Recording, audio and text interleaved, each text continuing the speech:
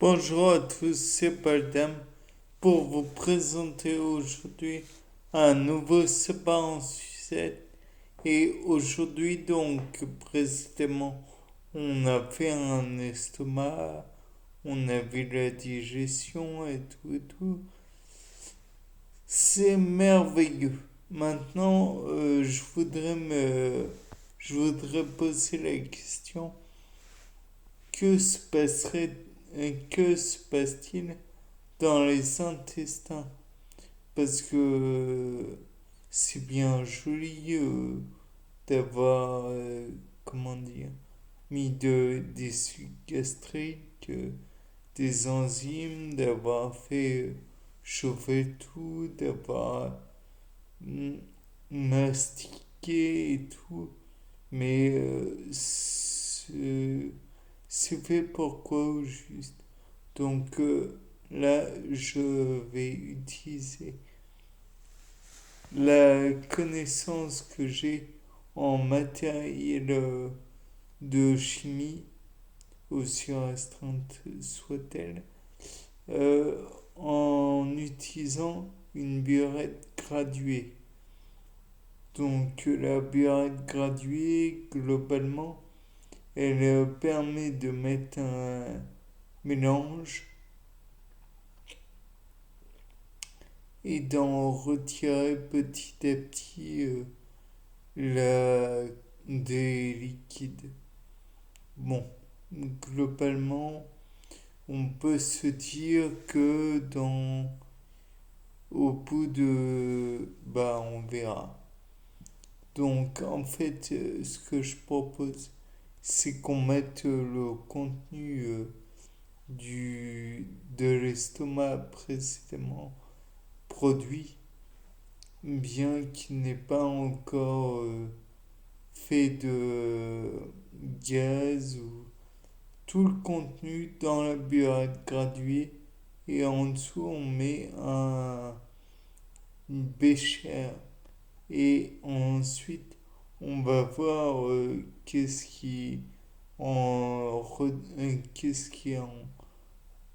qu'on en retire et si ensuite on le mettait à comment dire à, à l'épreuve de mitochondrie. Donc là, on prend les divers béchers et on les mettrait non pas sur un milieu minimum, mais on s'en servirait comme milieu de culture. On ferait en sorte de neutraliser les acides, ce qui va être fait rapidement. De même, ils vont se réduire leur pH et on va pouvoir éventuellement ensemencer le tout avec des Saccharomyces, encore une fois, et permettre que ceci se développe et on voit au bout de combien de temps.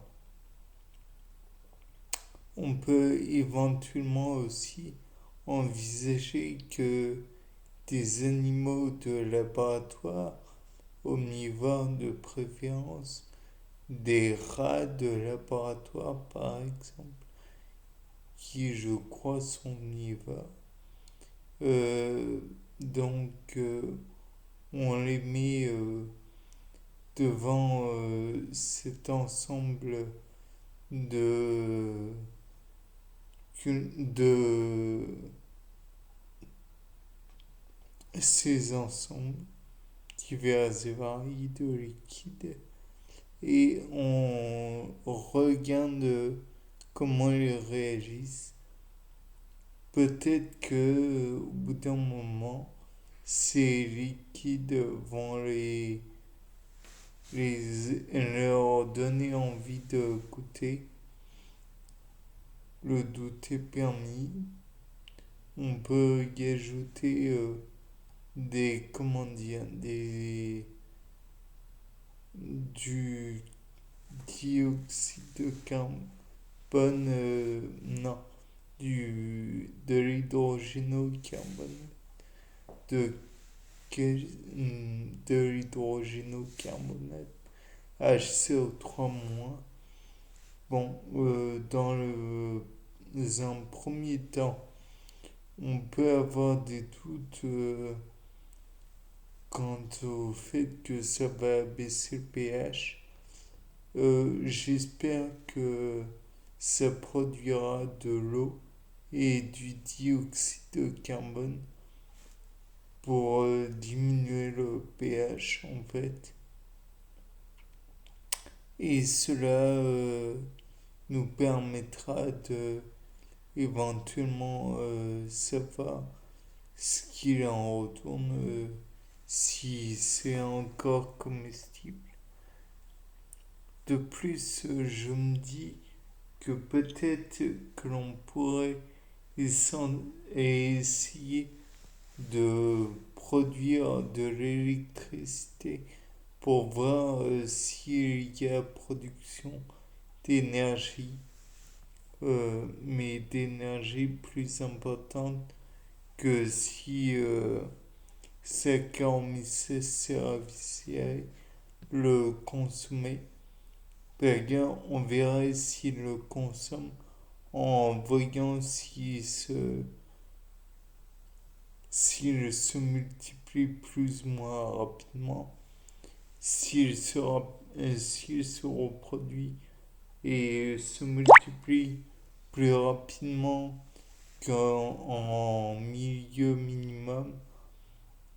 Peut-être que cela vaut le coup d'envisager que la digestion des aliments produit de l'énergie utilisable.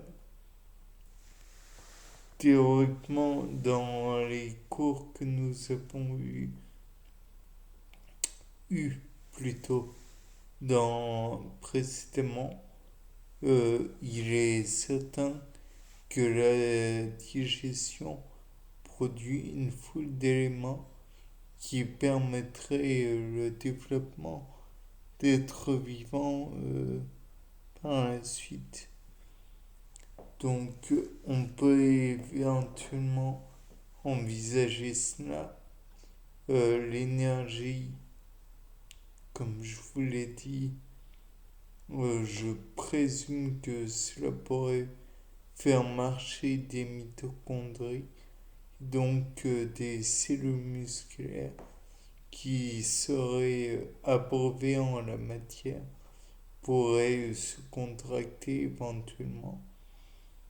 De là à dire comment, en retirant l'électricité, l'électricité pourrait permettre de faire contracter des fibres musculaires comme un électrostimulateur. Donc, ça vaut la peine, là encore, de voir, je présume. Et cela permettrait aussi d'envisager combien comment dire, de calories, de joules, que sais-je encore, serait-il pour qu'un muscle fonctionne au quotidien. Bien, c'était pas le dame pour un nouveau sapin en sucette.